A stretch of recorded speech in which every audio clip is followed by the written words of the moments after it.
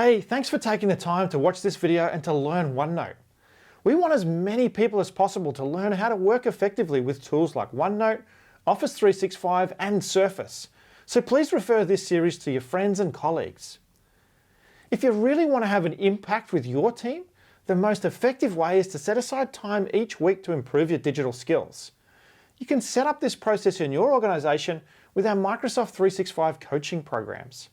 Check out the link below to see our instructor-facilitated coaching programs and contact us for more information. Are you ready to get productive with OneNote?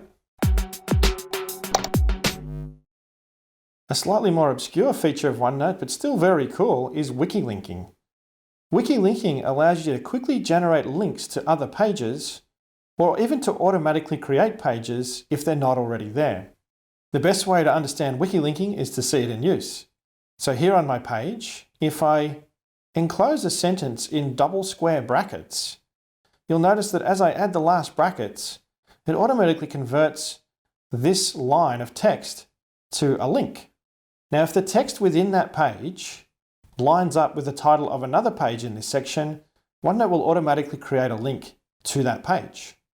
But if there wasn't a page within the section that has the same name as that text, OneNote will automatically generate the page. You'll notice that it's got a slightly dotted line underneath it. So if I click on that dotted line, it now takes me to that newly generated page. The title of the page is already in place and I can now start filling out the content.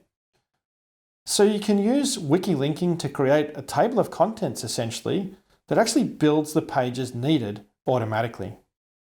This is one of those instances where OneNote gives you tools that allow you to generate content very quickly.